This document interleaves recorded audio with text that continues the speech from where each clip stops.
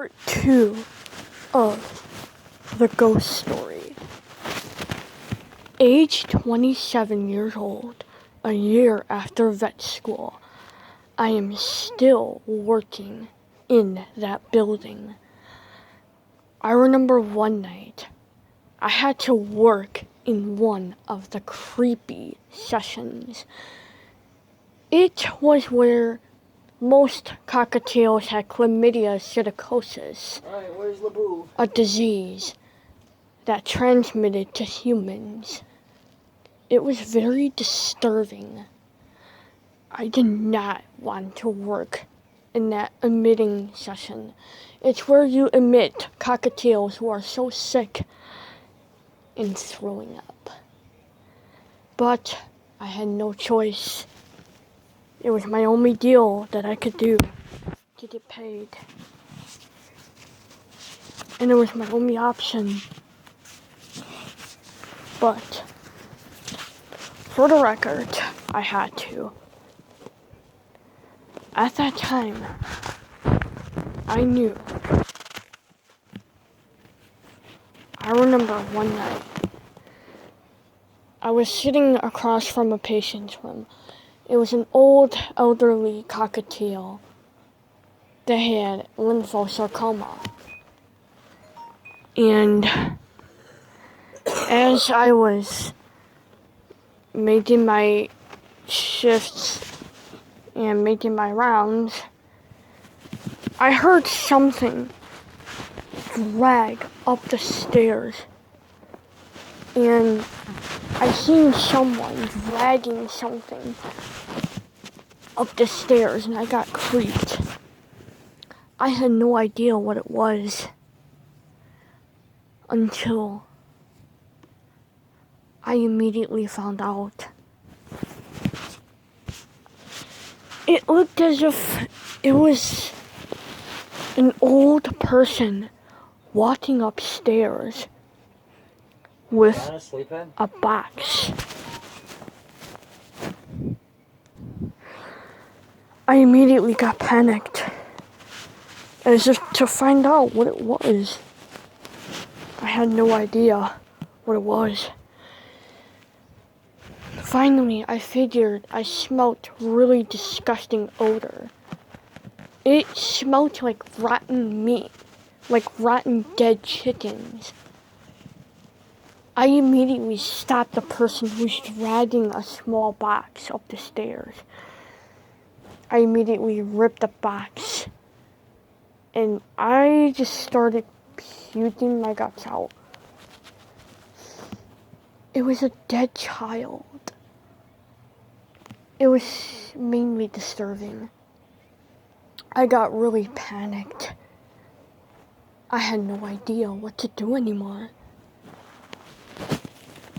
I did not work the night shifts anymore. Instead, I had to work at 5 a.m. all the way up to 7 p.m., which I thought it was safe. It was safer that way. And it would not affect my hours anymore. I got news that the cockatiel had passed away the next morning. And I felt sorry. I felt bad because I haven't done a lot for him. I thought I was guilty for not doing anything. So, I want to say 10 years later, I'm 37, and my teal, who was still sick, she was about 45, and that was the world's oldest teal ever. I remember sitting in my house that time, fairly young, and my teal was older than me, and she quit flying around and socializing, but she was still cuddle up to you and stuff.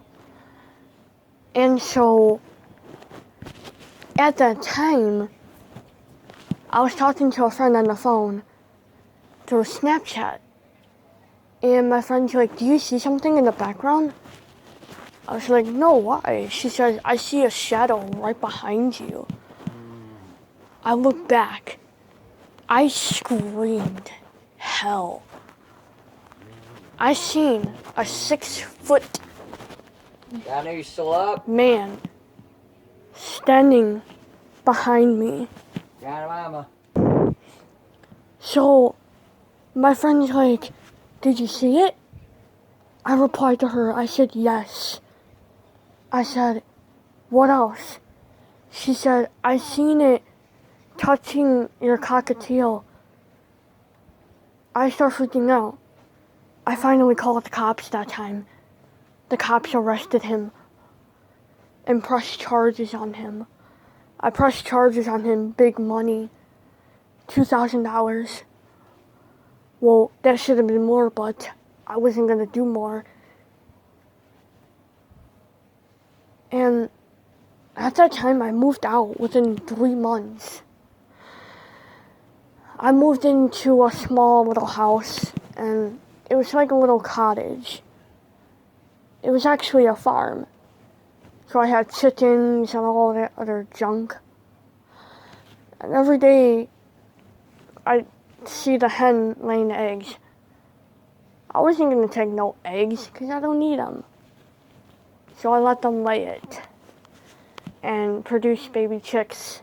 Every spring, their offsprings. And I was happy to be caring for them.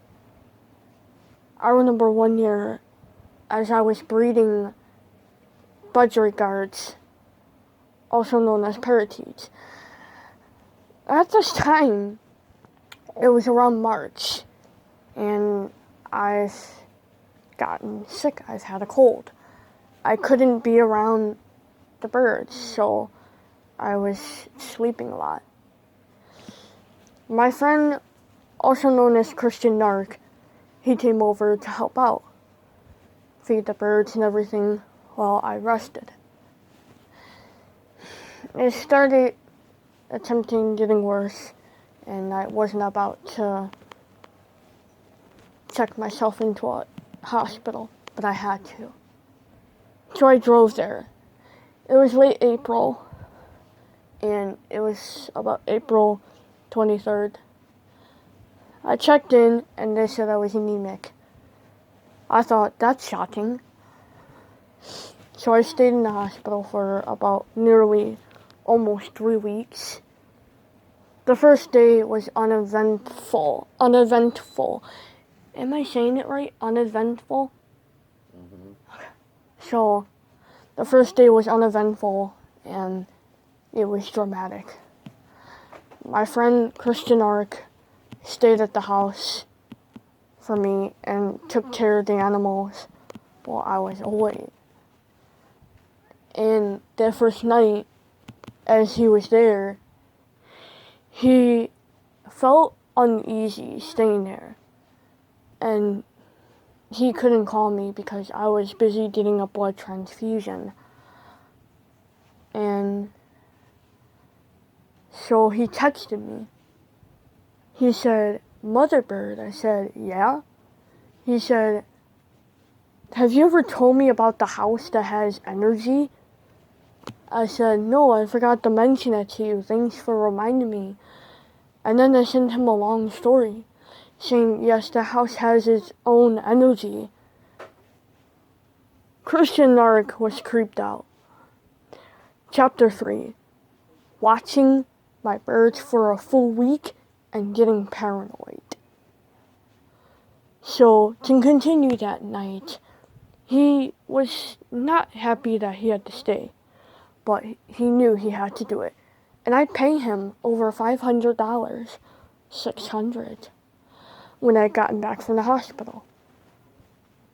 And so, as I was at the hospital, and my friend Christian Ark was watching them, the second night was escalating. Things were starting to escalate. Christian Ark was watching TV when he heard a little child say, "Where's Mother Bird? Her dove is dying." clear as day, Christian Narc freaked the hell out. Oh my god. What have I done to her? So he runs by the cages in the living room, and the dove is sound asleep. No rapid breathing, no nothing. He swears that he gave her seeds. The seeds are empty as a cup of soda, dry. He freaked the hell out. He said, who the hell ate all the dove seeds? So he refilled them for the next morning and notices that the budgies bowls are empty as dry too. Dry as empty. So he fills them all back up. And he's like, did the birds really eat all of that? And then he thought, wow, they're crazy birds, he thought to himself and laughed. He resumed to watch a movie again. 2 hours later, Christian Narc was jolted awake. You sharted. Did you just fart? You sharted. Oh, I think you did. Shut up. Sorry. So, Christian was jolted awake by a chill running down his back. Christian Narc said, hello? Who's here? He thought it was my friend Lucio Delgado coming to drop off something for me since I was in the hospital. And he said, Lucio? And Lucio wasn't there. Lucio already dropped off by the door. What looked like an abandoned vulture. And Christian Narc was like, what is this thing doing here? He takes it inside, and that poor little thing, his eyes were sunken in. He looked miserable. It was a vulture. And Christian Narc couldn't care for it. Christian Narc was already creeped out enough that he had no idea what to do. So, at that time, Christian Narc had enough. He had no idea what to do. He was getting paranoid as hell. So, the next day, he finally called me and told me what happened. I told him to take every bird out of that house and go by his place. Christian Narc said, I'm not doing all that. You're in the hospital and I'm not going to take chances of doing that. No. Okay, fine, I say, trying not to get into stress. Just do whatever you can, I say. Okay. We're going to do part 3 tomorrow. Okay? There's still lots more to come. Hope you guys enjoy.